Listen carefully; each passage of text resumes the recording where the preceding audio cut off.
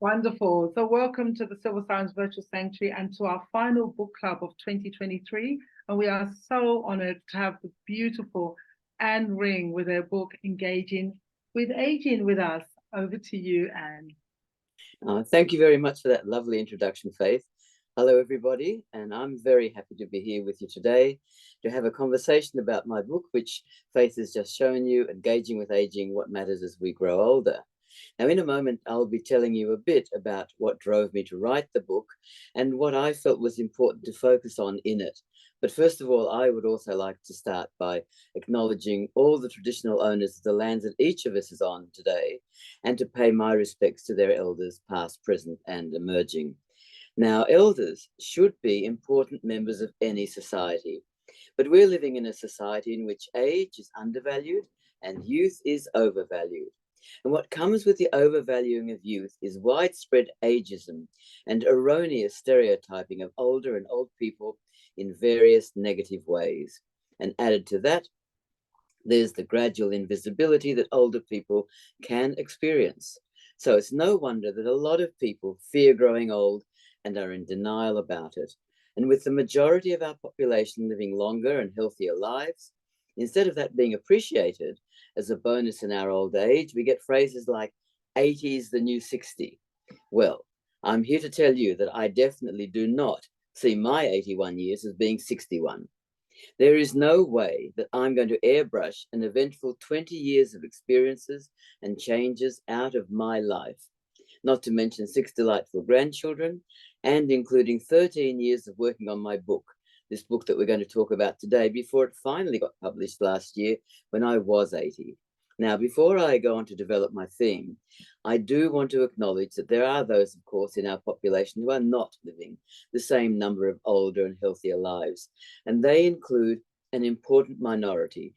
Many of our Indigenous population, for whom the efforts to close the gap have simply not been good enough, and whose voices has to be heard about many aspects of that. So that's something to bear in mind while I talk about those of us who are lucky enough to live well into our 80s and beyond. Now, that's been perfectly summed up by the writer Benjamin Law when he said, sure, we're all going to die, but growing old, that's a privilege, baby. And as someone with lived experience in growing old and who's done a heap of research on aging, I decided to work on contributing to a change in attitudes to aging by providing a more realistic and therefore overall a more positive picture of what it's actually all about. So this involved gathering research and examples showing that growing older is actually not something to be feared or denied, but simply another stage in our lives with its own highs and lows, positives and challenges, just some different ones to those various ones that we can remember if we look back to earlier stages that we've lived through. And I most definitely wanted to show aging as being yet another time in our lives that we can embrace and actively engage in with all of its complexity. This was my motivation. And so I want to share with you my delight in the marvelous coincidence of reading just a couple of days ago the following comments in a very recent article about the realities of aging now. They were written by Professor Lee Fei Low, who is the professor in aging and health at the University of Sydney. Here's what she said about the older demographic that is now living longer and healthier lives. We all have a story in our head, she said, about how our lives may play out, stories from our families and our communities. These are usually grounded in ageist thinking, tending to show a simple arc where you grow up, get a job, get a partner, have children, grow old, and die. There are far fewer stories about growing old and finding new loves, starting new jobs, and having more adventures. This shift in demographics will change society, meaning we will need to develop new stories of the third age about contribution and fulfillment instead of stories of decline, care, and death. That article was titled Confronting Aging, the Talk Australia Has to Have. And so I was excited to see that because, of course, my book is pretty much in sync with what Professor Lowe thinks is a necessary changing of the narratives around aging, with one major point of difference. I would say that realistically, there may also be stories of decline in care and most definitely about death. The way that I see it is that as we grow into old age, one thing is certain, and that is that death is closer on our horizon. And so long and short range planning for a good death makes sense. And that takes up a whole chapter of my book. So that's something that we could maybe make part of the conversation later. At this point, though, you won't be surprised to hear that I immediately wrote to Professor Lowe to let her know that the stories and the conversations that she's recommending are already happening, with my book and Faith's sterling work with the Silver Sirens being just two cases in point. And now back to my book. As I mentioned, this book, my first book for general readership, took me 13 years from its start to its finish, and I don't regret a day of that. It's often said that it's easier to write something long than short, and that was certainly the case with my book. The first versions were way too long, filled with so many great stories, some of which had to be deleted, and that was so painful, like cutting off an arm. And over the years, too, with new research always happening, there was a lot of updating involved, and then there was the pandemic to consider. At the same time, I had a number of guiding principles. I wanted this to be a one-stop shop about aging for both older women and older men, and also for younger readers wanting to know what was ahead for them, as well as understanding the older people in their lives now. It was vitally important to me for the book to be interesting to read, and so it's filled with stories rather than statistical tables. And the stories show that there are no simple rules about aging. So my book recognizes that we don't all fit into one box, with our different personalities, capabilities, interests, and circumstances. Instead, I hope that readers are stimulated to think about how they want to do aging in ways that suit them as individuals. I'm a big fan of guidebooks, and this is because they don't have to be read all at once, but can be dipped into about particular topics the reader might want to follow up at any one time. So each of the main aspects of aging that I'd identified from my research has a separate chapter and clearly headed subjects within it. And to highlight the fact that I see this book as a guidebook to the new country of the old, I was very definite that the front cover should have a signpost on it. So as Faith showed you, and I hope you can see, the graphic designer did a great job of that, even though there wasn't enough room for all of the topics covered in the book. The ones on the cover include family and home, leisure and looks, health, body and mind, retirement, death, the pandemic, and sex. Other topics that the book covers include carrying on with lifelong passions and interests, grandparenting, encore careers and volunteering, social life, and steps to becoming a pro-aging activist. What I wanted to show overall in that is how we can develop a positive attitude to the age that we're in right now.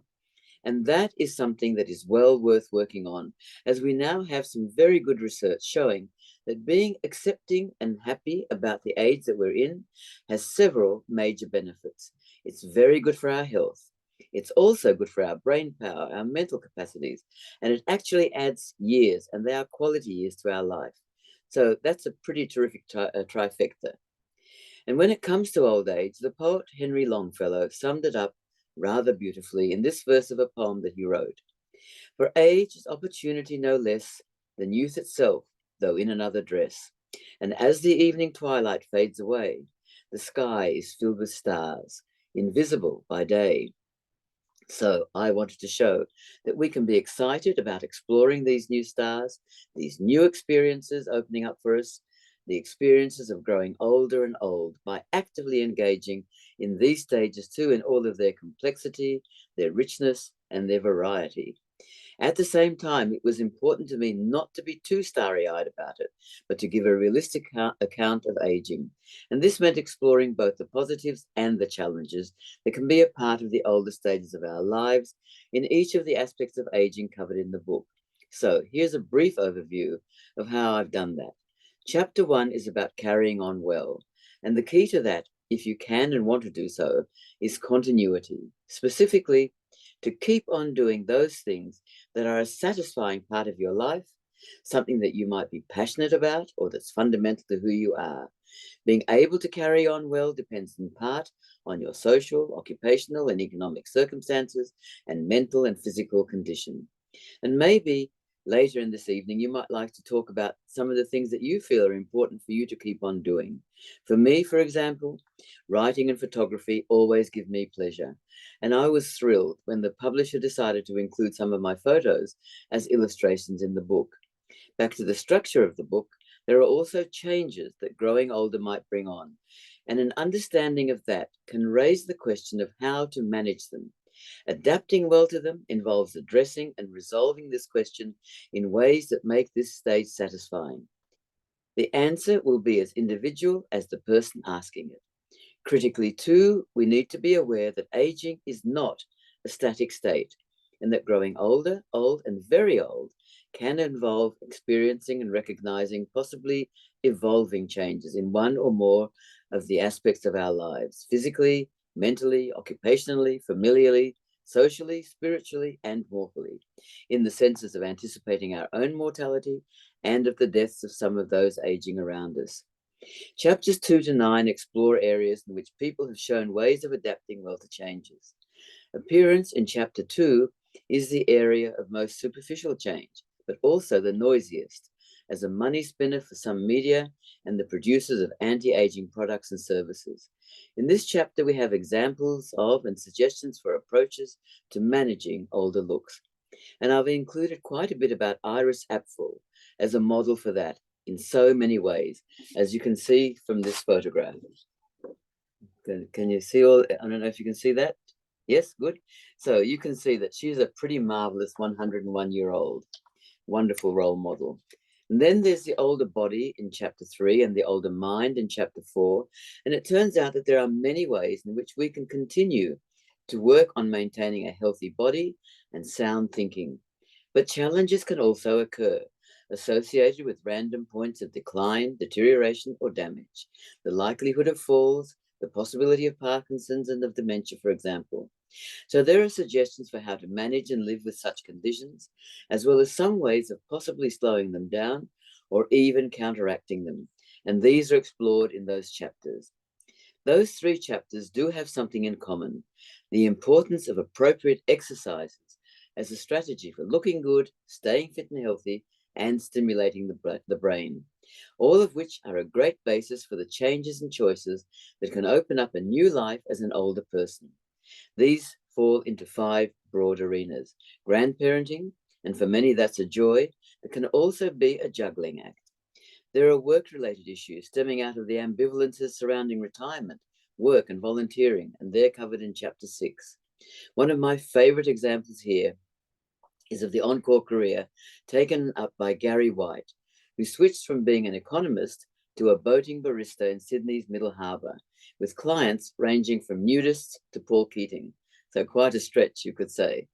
Then there are so many lifestyle options, opportunities, and challenges. And they're in Chapter 7, and they include what we can learn from centenarians, many of whom show both resilience and great strategies for continuing to make the most of their lives. Sex and sexuality tends to be a taboo subject for older people, so I felt that it was important to go behind the veil there. And Professor Lowe would be glad to know that it does include some old people finding new loves. And for various reasons, it's also important to look at social life and domestic contexts, whom we spend time with and where, in terms of home, up to and including nursing homes, family, and community. Then, as I mentioned near the beginning, there is death and dying well in the lead up to it. The fact that we're all going to die is such a downer in Western societies that as individuals, the urge is to try and expunge it from our minds, consign it to the too hard basket, or treat it with total denial, until, that is, that time when we're looking death in the face. To bring some clarity to this sensitive topic, a 3-fold approach is taken in this guide to exploring the older person's pathways to dying well on the way to death. Dying well in theory, the long-term view; dying well in practice, the immediacy of personal choices and experiences of old people who have contributed to our understanding by actively doing dying, to some degree at least, in public.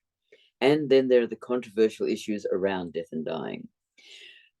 Finally, in that chapter, there are some thoughts on going backwards, the contribution to living well from reflections on dying. And last, there is the wrap-up chapter, And the conclusions here include the importance of destigmatizing old age in general, as well as of making the most of your own old age in ways that suit you, while at the same time contributing to changes in social attitudes to aging in various ways. And that includes building bridges of understanding between the generations, and by doing that, fostering a society that values and respects all ages, including old age. All up, one of my favorite quotes about aging is that it's not how old you are, but how you are old. It's not how old you are, but how you are old. So it's great to be part of reimagining what aging can now be and to be having conversations about that. And I'm very interested to hear your views about growing older and any questions that you might have. So thank you, and I look forward to hearing that now.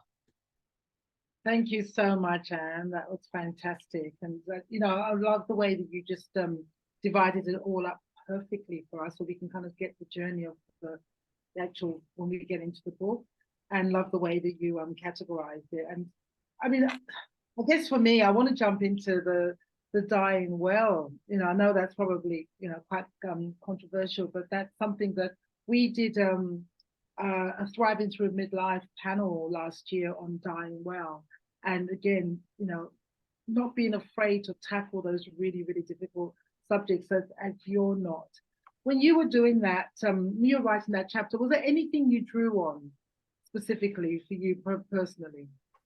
Well, I am very moved by people's personal stories about, and the fact that they're prepared to go public about them in various ways. I think we learn so much from them because they really know what we can only know secondhand. They've got it firsthand.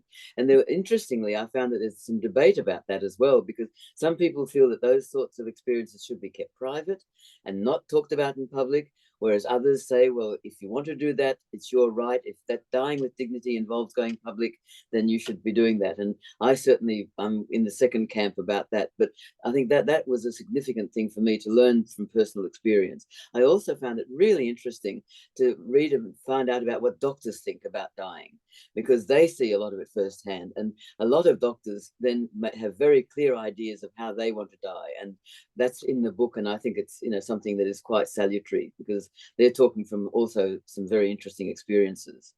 That's great. Thank you.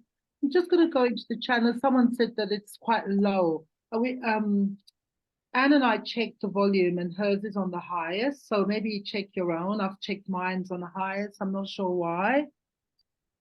Okay, so I'm going to open up. So who would like to comment or ask a question?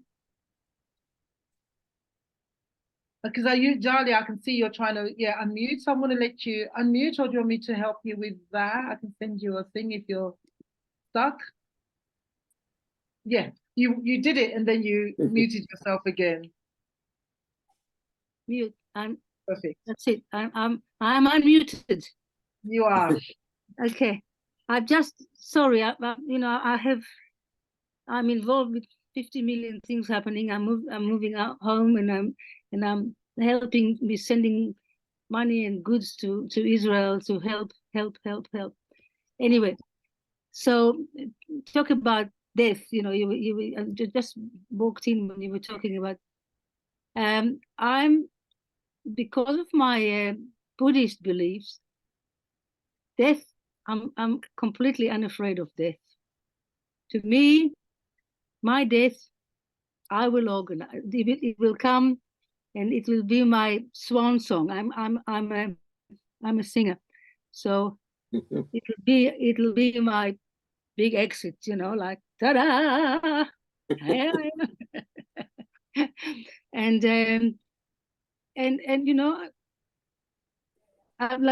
like everything else, good things happen. I say, this too shall pass.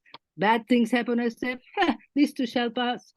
So the thing is to be equanimous, to sit in the middle and say, okay, all right, I'm the captain of my destiny. I'm the captain of my body. I come with this body, in with this body, and go out with this body, and I do anything I want to do with my body. That's it. That's it. So that, and I'm absolutely not afraid of dying. In fact, I'll die with a smile on my face. Thank you. I'd love to comment on that, because you did ask me about what motivated the chapter. Well, immediately it was what I said, but what I didn't mention is I'm absolutely in sync with your last commentator, because I haven't been afraid of death for all of my life, as far as I can remember. And I can still remember as an older teenager, being on a train one day in it was a beautiful sunny day, and I was very happy. And my thought was, this wouldn't be a bad day to die. You know, for me, death is something that could come at any time. I feel so lucky that it hasn't come yet, because it means I've been able to do lots of things that I wanted to do. Fun, But yeah, have some fun. but I absolutely agree with you that, you know, this is something that not to be feared. It's just the final piece of the jigsaw puzzle in our lives, really. Beautiful. And my mother holds the same view as well. Like in my Oh, really? last two trips to London, we planned, you know, with her, we've planned a funeral and what she wants, and you know, the actual conversation is joyful, it's not morbid at all. Wow, she I know sounds so, she's very evolved, isn't she? very evolved, very. Yeah, we'll go over to Cleo. Oh, hello, everyone, and beautiful Dahlia. And of course, I had the privilege of chatting on stage at Silver Sirens with Anne, so I'm already very connected, and Hello. I've loved so much. Hello, lovely. I've loved so much of what's been talked about. It kind of made me think when you were talking a little earlier about, I love the phrase, the encore career. And when you were also talking about how we're sort of over venerating the young, and we're neglecting a little bit the old. I'm sort of fascinated to it. How has this changed? How has our attitude changed? And I'm sure that because of digital culture and the fact that young people are digital natives, whereas we learn, they kind of inhale, you know, that's put everything really topsy-turvy, because for the first time maybe in human history, you might have had older people asking to lean on young people's strength, but you probably never had them showing you how to use something. I mean, it's so unnatural, isn't it, to kind of be looking to the youngest generation, you know, looking for an 8-year-old to figure out the complicated new remote. It's very strange. The talks about death are fascinating, and I have a friend who's a healer. He was a surgeon, and he actually quit that life, and he's a sort of more of a hippie healer now, and he's told me that he's sat in for about 8 deaths, and he said, by a country mile, the ones that were beautiful, the ones that you would want, are the ones where the person, like Faith's mother, has completely processed it and said, this is happening, let's ritualize it, let's be in it and of it. And the ones where people were fighting and in denial to the very last breath were actually tormented. So I just thought, you know, that he actually observed it, you know, how. And I wonder whether our rituals, because I think we live in a very individualized society now, where it's all about personal choice and everything's curated, that can offer a lot of delicious fulfillment. But I think we threw out the baby with the bathwater. We don't really have grieving rituals. We don't really have aged rituals, and we don't really have death rituals. And you can see it sometimes at a very unemotional funeral. Everybody's kind of got no mooring. I don't think we really mastered it. We've let go of all the tribal ritual, but I don't think we've replaced it. So I guess the thing that I feel really is wonderful is that I'm listening to, it's really valuable for me in my 50s to hear conversations from women in their 60s, 70s, 80s, rather than do the roadrunner backpedal, can't deal, can't think, can't be, which was my MO, because I actually feared aging quite a lot. You know, and Faith's helped me a lot with that. So now it's like a wild, you know, Tolkien adventure with lots of trapdoors and pots of gold and halls of mirrors. It's a new adventure, you know, it's part of life. And that's what I'm getting, is just how great it is to hear Anne navigating what's ahead and what she's learned. And that it really is important to have that dialogue between the generations, and in turn, for 50-something women to be talking to 20-something and 30-something women. You know, that's what I'm getting. Well, I absolutely agree with that. And one of the lovely things that I'm very happy with within my last chapter is there was a really interesting research and report done by a couple of women in America. One was an 80-year-old psychiatrist, and one was a 40-year-old psychotherapist. And they wanted to show how people from different generations work together. And they did a really interesting study. And it just, what they really wanted to show was that there doesn't have to be barriers between the ages, that, you know, generations can work together. They looked back on history, they looked at what Cicero said about this sort of thing. And, you know, there's a lot of useful stuff in really being able to be collaborative across the board. And I think also, I mean, you know, sort of being able to be with younger people and being role models for them, you know, whether they're your grandchildren, whether they're your nieces and nephews, or whether they're people that you know at school. You know, it's great to be able to show that older people can enjoy life and are doing interesting things and continue to do that. And that's partly really because we are living longer and healthier lives now, and we have more vitality. And so, you know, we're a fortunate generation, and I do worry about the future generations, I have to say, you know, with what's happening with the world, but let's not go there at the moment. Thank you. We're going to go to Susan Jarvis. So I met Anne through Susan, who's Yes. Susan Daven, based in Queensland. She introduced Anne and I had tea in Coogee for the very, very first time. And that's where I got my copy of the book. So over to you, Susan. Thank you. And hi, Anne. I'm sorry I was late. The Lovely traffic. lovely to see you, Sue. Yeah, I was planning to have my book beside me, but you know, I put it down somewhere and I can't bloody find it. I just love your words. I love the messages that you're giving. And just to talk about death very quickly, I don't want to make that the main topic. I've had two experiences of being very close to death, and that was firstly nursing my father through cancer with our family, and he died at home.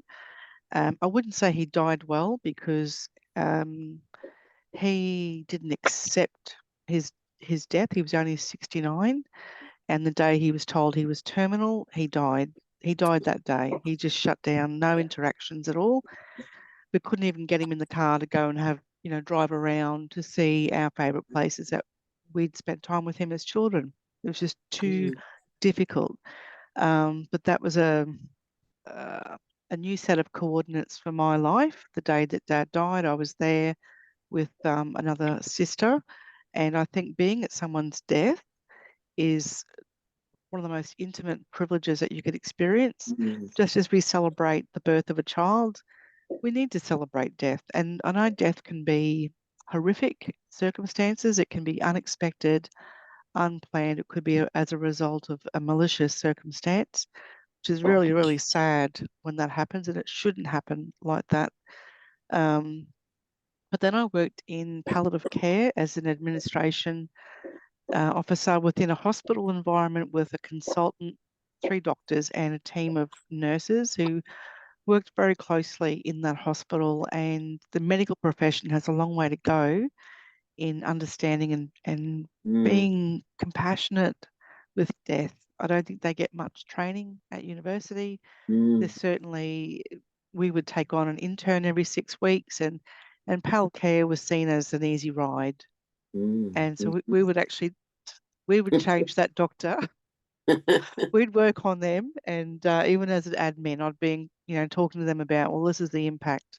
This is the difference that you can make on not just someone's death, but the legacy of that family moving forward. So I want to talk about orgasms because I like that you talk about sex. There's a brilliant sexologist in the US who died in her late 90s. Her name is Dr. Betty Dodson, Dodson. She's worth Googling. She has been featured in Goop with, what's her name, Gwyneth Paltrow. Right. And I came across Betty's work when I was starting up my business, and Betty has this fantastic saying, and that's death is the final orgasm, which is true. And so for many, many years now, I've been living my life creating deathbed memories. So not just around sex, but the way I live my life and embracing love, happiness, joy, sadness, anger, everything. I pull it all together. The other thing I wanted to mention, and this is a question, Okay, my mum is 83, so in the same ballpark as yourself. Her view of aging, like we've been talking about her death together. She won't discuss it openly with the rest of my siblings, but I think she knows because I was there when Dad died with her and my experience in palcare. So everything's planned and organised. But I feel that she's retracting from life and Mm. getting ready to die when she's still quite capable. She still is cognitively there, though I do see some changes. But I remember my grandparents, who would be probably about 110 by now, 120. They lived in their lounge chairs.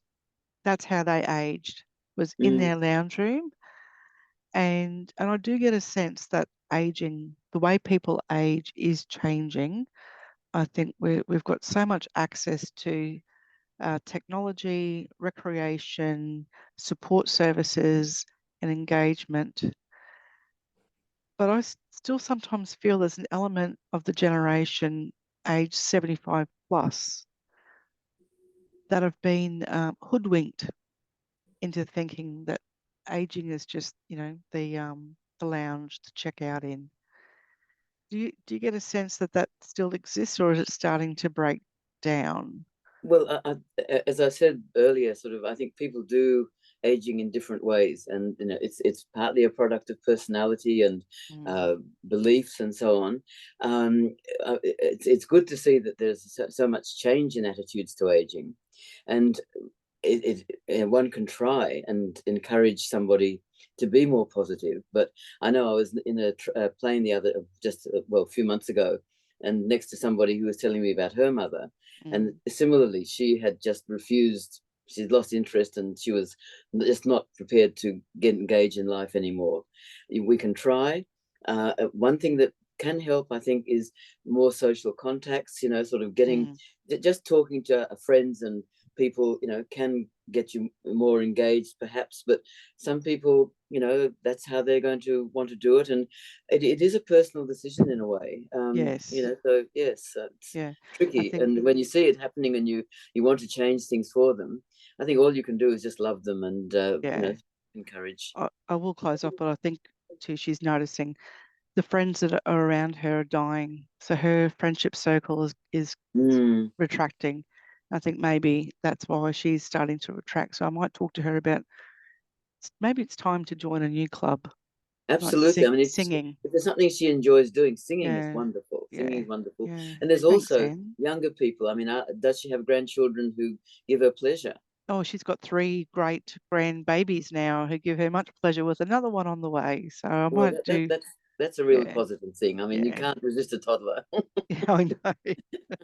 Thank you very much for your time tonight too, Anne, and lovely to see Silver Sirens people, Dahlia and Rowena, Cleo, and I think that's all I met before.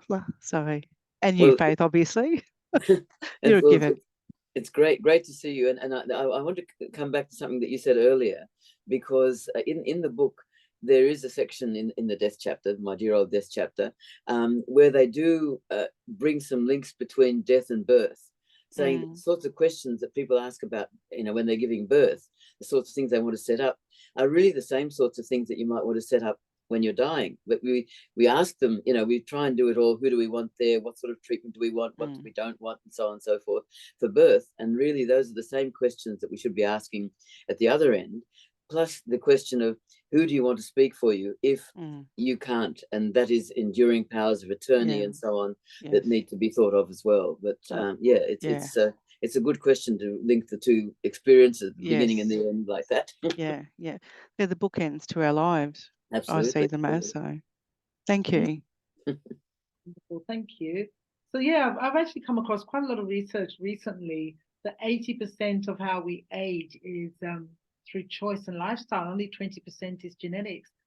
Which can be Mm. empowering because we can actually change it. But if we're not getting the results we want, it can actually be the opposite, because then we feel like it's our fault. We've got to be Mm. so careful of that and how we frame that. But it made me excited to know there's 80%, so there's things that we can all do that can really change those outcomes. And It's about living well. For me, it's about living well, not necessarily, I don't want to go necessarily be 100, but I want to just be really well and healthy wherever I end up. Absolutely. And that's why in the book and also in my talks, I really emphasize exercise. That seems to be the new wonderful kind of treatment for everything, including cancer, apparently, and a few other things as well. It's a marvelous, and I certainly exercise much more now than I ever did. And I think you feel the benefits, really. Beautiful. Okay, so we're going to go over to Rowena. So Rowena was one of our elders section. She was one of our speakers in the elder section last year. So over to you, Rowena. Oh, thanks. And thank you, Anne, for your presentation. It's just so much food for thought. Just wonderful, wonderful. A few things have come to mind while I've been listening to all of you speak. I heard the most beautiful accounting today, just today, of a young woman who was telling me about her mother's death, and her mother had been very, very spiritual person.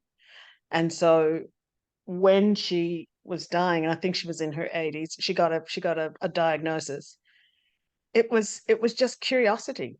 She was fascinated. She was like, oh, so this is how what's happening for me. Okay. And then and so the whole experience was one of extreme curiosity, and she went off going, all right, okay, so this is how it's going to happen for me, and this is how I'm making my transition. And she to use that expression that you use, Susan, she died well. The other thing that came to mind for me just around that topic was, I'm sure other cultures have it, but we African Americans have an expression when we attend someone whilst they're on that final journey. We call it helping someone to die, and it's a privilege. It is a privilege to help somebody to die, and you're just there with them. You stay with them, you talk to them, do whatever, and however long it takes, whether it's a few days or a few weeks or whatever it is. And those who partake in that ritual get to learn that it's not a scary thing. And so it is literally passing on, how to die. That's enough of death. The thing that also keeps coming to my mind is that you just briefly mentioned sex and orgasms. That's just such an integral part of being a human being. And yet, for some crazy reason, a lot of old people get the idea that it's not for them anymore. And I really believe that that's one of the biggest contributors to people dropping off the perch, because an orgasm is something that enlivens your spirit. It just does something to you that you can't get from diet or exercise or looking at the sunrise, although all those things are wonderful and they are life-giving. Orgasms are so internal and so just such a vibrant part of who we are as human beings, and in a way it brings together the physical and the spiritual, that you just can't do in any other way, and whether you're doing that with a partner or by yourself. I really think it's very, very important if you're putting yourself in that category of a person who is aging well, for lack of a better term, and it brings joy, and joy is the thing that all people who are aging well have under their belts. It's a joy. Those are just my few little comments. And you mentioned the grandchildren. I have 7 of them, and it's the most wonderful opportunity I can think of, where I get to be myself. I don't have to be anybody's parent. I don't have to be anybody's guru. I don't have to be anything. I just get to be Grammy.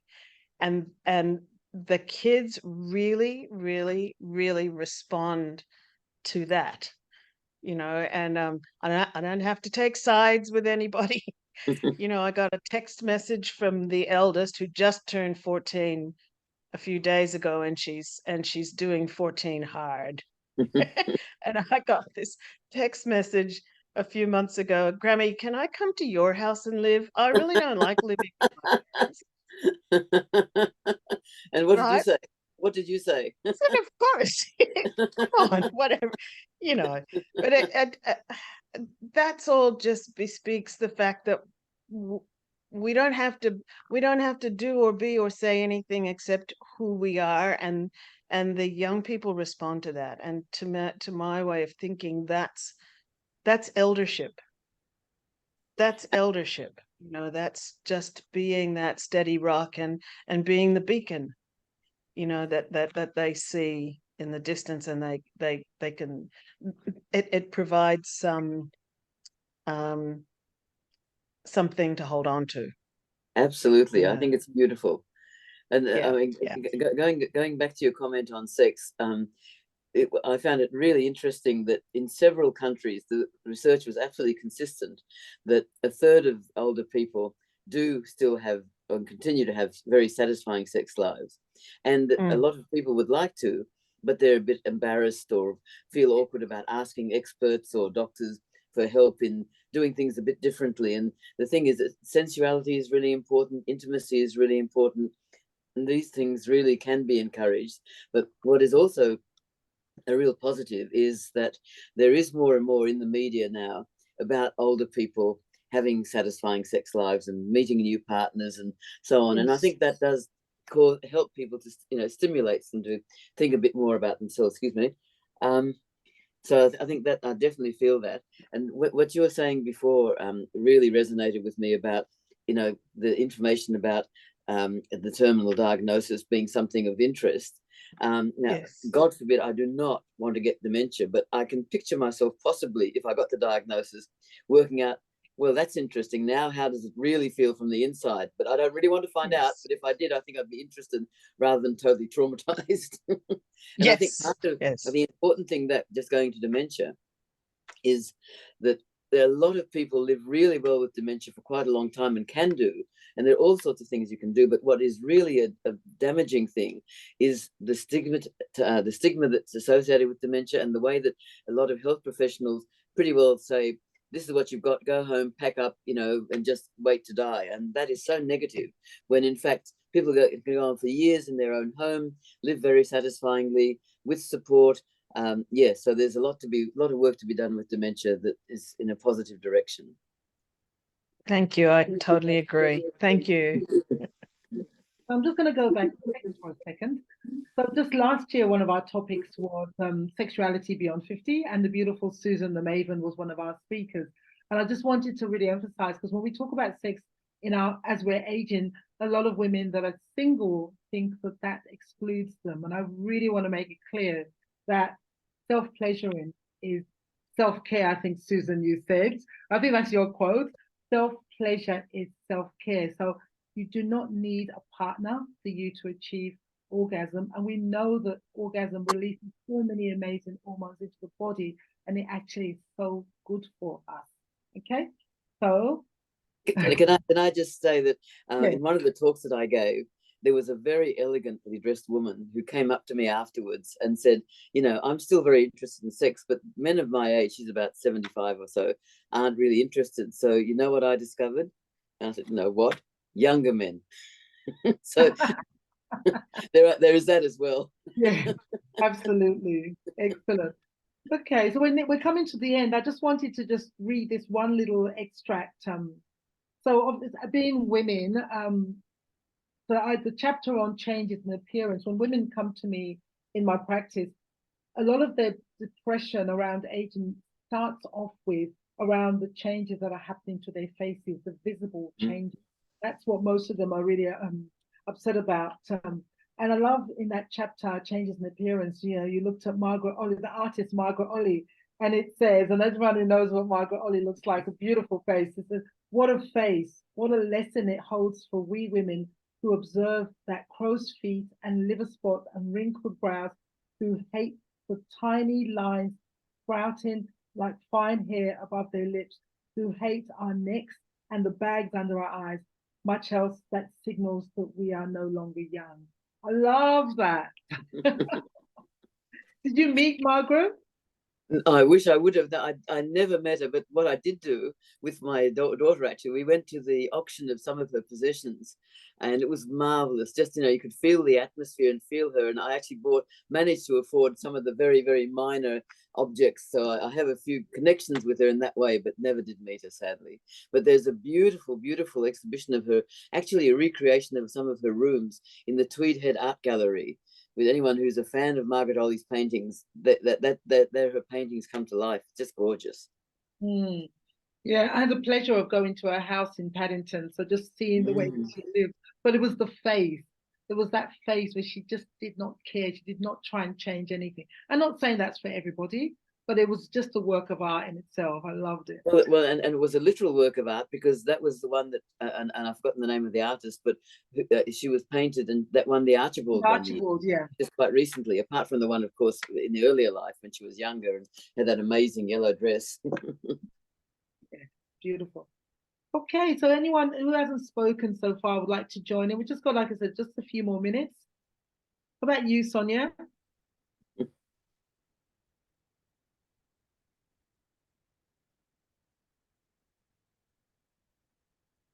You have to unmute yourself. Yep. I know you're trying to. There you go. I have it on a different screen, so yeah.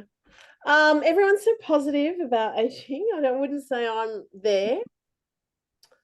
I work with young people, and I found it interesting that someone before mentioned that for the first time, experienced people in the workforce have to ask really super inexperienced people for advice. It's a really bizarre dynamic shift, and no longer is it the conversation the other way.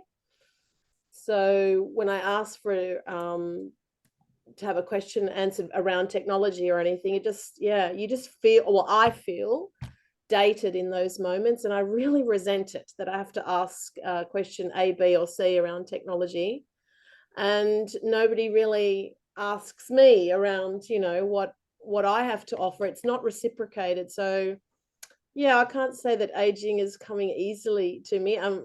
So I'm working through it. That's why I'm part of this group, and I'm very interested to read the book. But like I said, I work with super young people.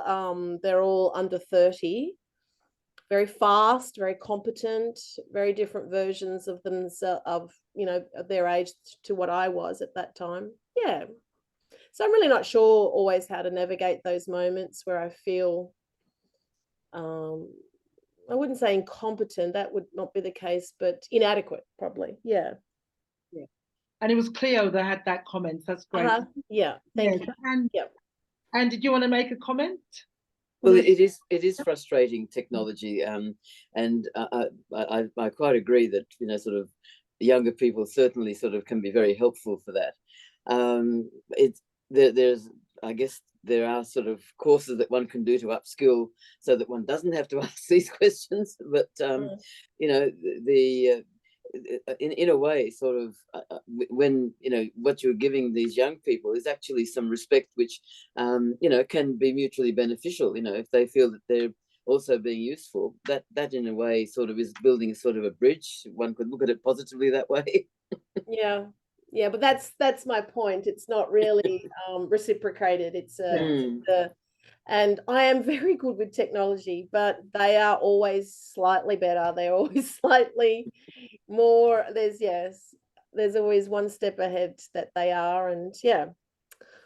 So yeah, sometimes I struggle at work in that context. So I really try hard to look young. I try to appear young. I try to move my body like a young, because I'm constantly aware that I feel that if I don't present that way, that I don't look relevant, that I don't look competent. I'm super vigilant around that. And while it's wonderful to embrace aging, in my industry, I just don't think it would. I think it would come at a price that at this point anyway, I'm not really willing to pay. So I'm not sure Yeah. Just want Well, that. I think you've identified a really important area of the workplace, which is can be confronting. And I mean, there's certainly ageism in the workplace. A lot of older people can't get work at all just because of their age, and these are problems that actually, not just national but international. The WHO did a survey of ageism, that went into many countries, and there is no doubt that there's work to be done there because it is an issue, and I think you've identified it very well. It's something that we do need to challenge. Absolutely, yeah. It's frustrating, and it can affect one's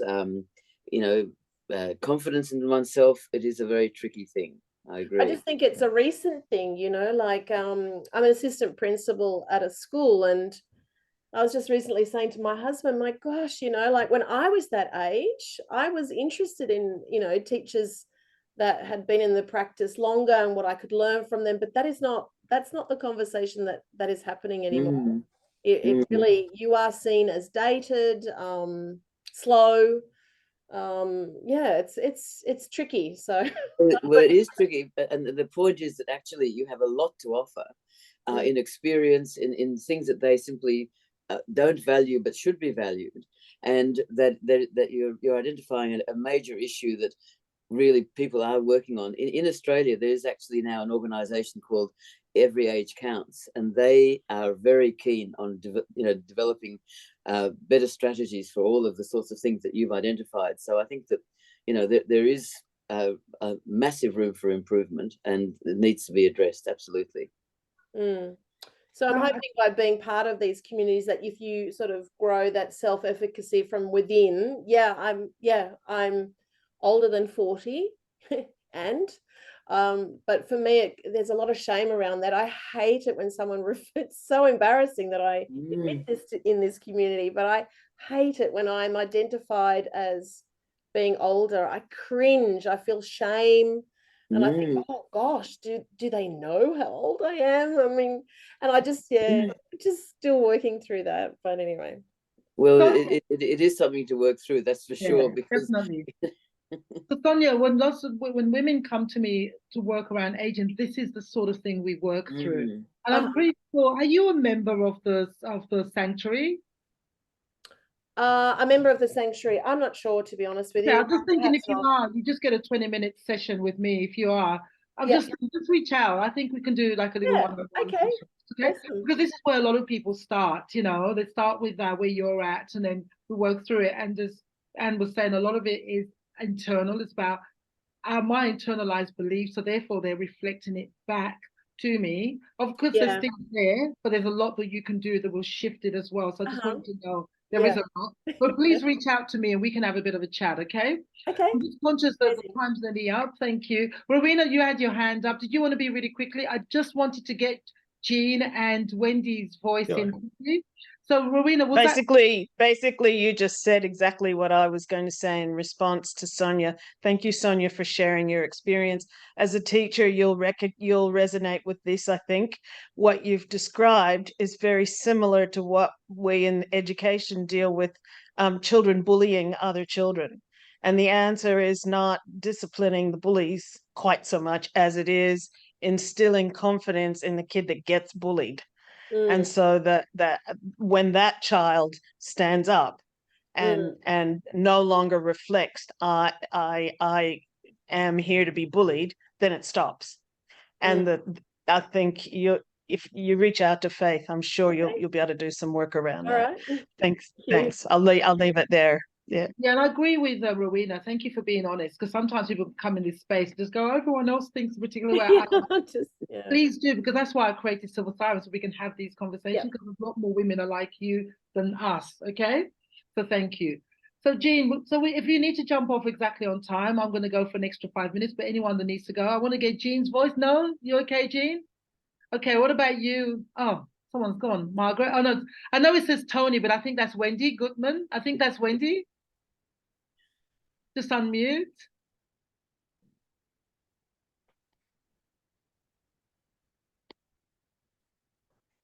Are you trying to do that, Wendy? Oh, yeah. Okay, Tony's coming to help. Okay. There you go. Okay, Wendy. I'm Suzette, and I'm Oh, Suzette. Anne's sister, actually. Hello. Hi. She's the glass half full one, and I'm the glass half empty one, so I can identify with the latest speaker and all the others. we have interesting debates. Beautiful. Okay. So that's actually perfect then. If you didn't want to add anything there, Suzette, we'll spend about. So I'm just going to hand back to you, and if you want to just a couple of words to finish us off. Okay. Thank you so much. Well, I mean, I am delighted that you and I sort of come at these sorts of issues in complementary ways, Faith, because it is complex, and that's really why I wrote the book, to start the conversation about how we can look at aging in a different way. But it's certainly not an easy experience for a lot of people, and getting a helping hand, and as Rowena said, you know, working from the inside can be a real benefit, but it's not easy, and I absolutely agree. And my sister said, and she's quite right, I am fortunate that I happen to be a glass half full person. It does make aging a whole lot easier, I have to tell you. Yeah. But it's not the whole answer by any means. Yeah. Actually, she's a glass overflowing person. Yeah. Thanks for that. Well, we're really honored to have your attitude in our community. Thank you so much for your beautiful, well-constructed book, really easy to follow. We're really grateful for all your wisdom that you've poured into this. So we thank you. So that brings us to the end of our book club. And as I said, it's our final book club for the year. We will be back next year. I will be back for other things, but in terms of book club, we will be back next year with another book, which is called The Beauty Load. So this is another really, really interesting book. And yeah, we'll be sharing the information of that book for you very, very soon. So I'm just going to